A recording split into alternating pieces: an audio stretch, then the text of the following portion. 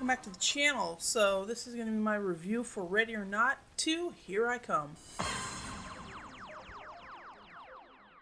So I was interested in seeing this movie when I found out that Sarah Michelle Gellar and Kathryn Newton were going to be in it, two actresses I like very much, and I think could bring a lot to a movie like this in the horror space.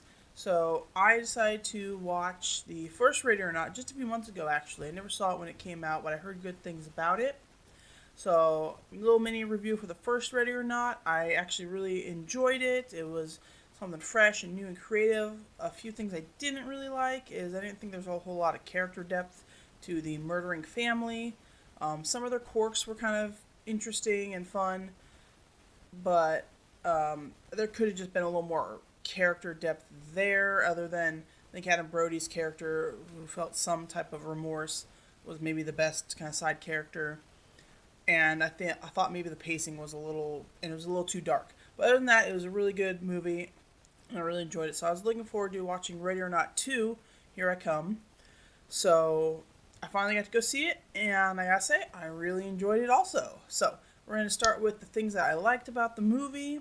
And so the first thing I like is it really gets you caught up with the events of the first movie. So you can just go in, like, it literally takes, like, the first scene is like the ending of the first movie. So you can go into this without having really seen the first movie, because it'll catch you up pretty quickly.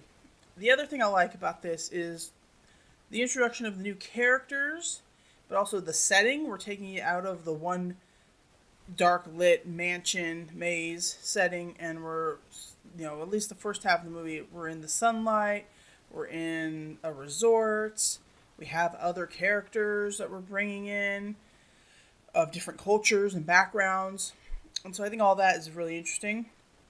I really enjoyed the sister dynamic between Samara Weaving and Kathryn Newton. I thought the girls did a great job at feeling like sisters that sort of are estranged from each other for various reasons, but you could tell they still have that deep connection of wanting to be sisters again, and I thought that was really good. Kind of themed throughout the movie, and even with Sarah Michelle Gellar's character, who she does have a twin brother, but you could tell they're very different, and she does not want to be close to him at all. So it's kind of an interesting sibling dynamics going on in this movie. Sarah Michelle Gellar, I thought, did really good. I've been wanting to see Sarah on the big screen again. Big fan of Buffy, obviously. I like a lot of other things that she's done.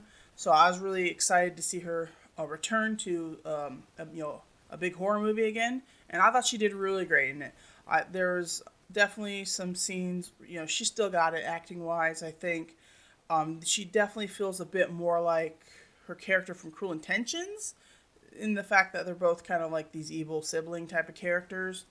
But there's a little bit of nuance in there in the performance. She's paired with Sean Hattie, who worked with Elijah Wood, who's also in this movie, in the movie The Faculty in the late 90s, which is a movie I grew up liking. He's really great in this like psychotic type of role here. Elijah Wood is a smaller character. He plays like the lawyer. He's good in it, but his character is just the lawyer. Doesn't really do anything a whole lot of active. Although I will say one of the negatives is at times the movie feels like Elijah Wood's lawyer character is just making up rules as we go so that we can move the plot along. And that's kind of like a little bit of a negative to, I think, the movie, in that we're not really explaining any of the established rules very well. We're just kind of moving it along as we go. But so I really like the three main female actresses. I actually really like I don't know her name and I don't know her character name, but the Asian mom. I don't know the actress's name, and I'm so sorry. Should have looked it up. But I thought she was a really cool character, and she wanted to help the girls, but she didn't survive very far. So I wish maybe we could have got a little bit more with her.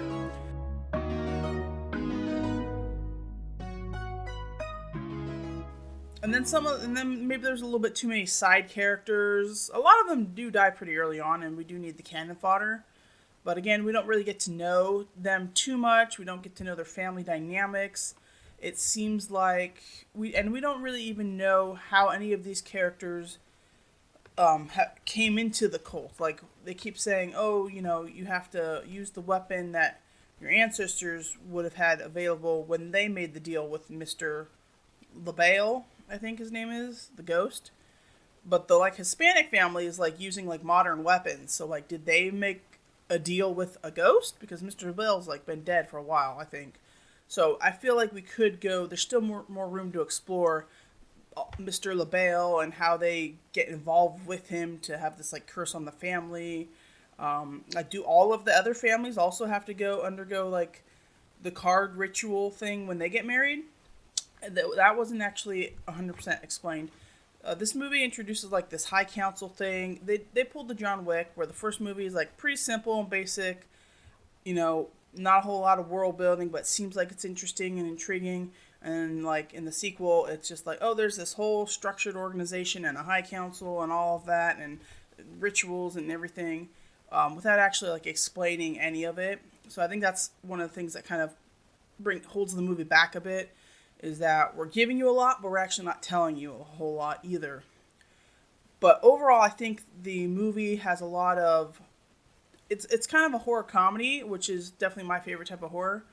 And that has a lot of kind of like comedic timing moments. It's not like a comedy like people are telling jokes and everybody's laughing, but like it's like a timing thing.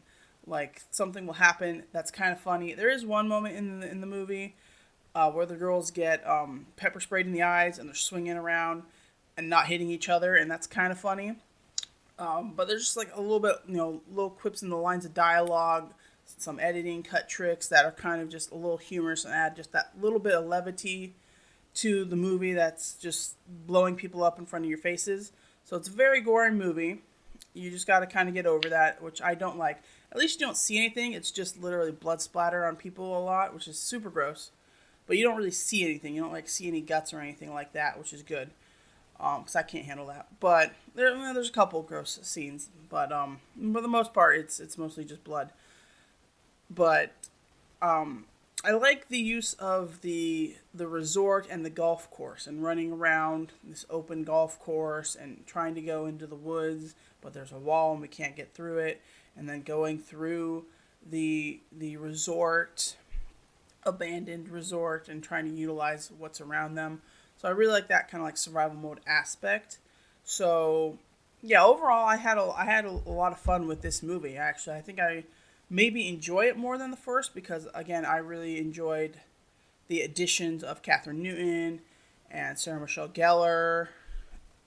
I just think they added a lot more to it. Again, the family in the first movie I didn't really, other than Adam Brody, I didn't really like. And they just didn't seem very fun and interesting. So I think the characters in this movie are more entertaining. That's probably the right word, entertaining.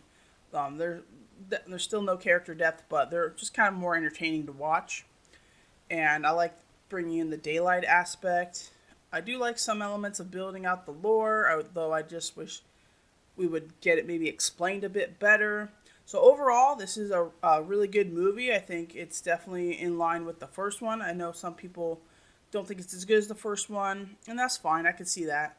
It just kind of depends on what your tastes are. Do you like expanding out the world and doing something new with that, or do you just want to copy and paste repeat scenario of the first one?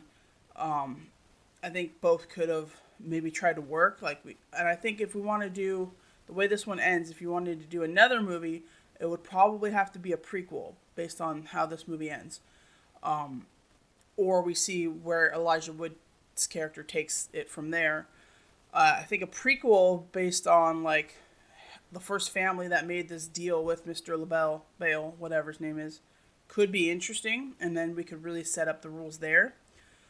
But I think Samara Weaving is the star of these movies, and how can you do one without her? So it's tough on where to go with this franchise, but I think this was a good entry. It's definitely in line with those Happy Death Day movies that I also enjoyed too.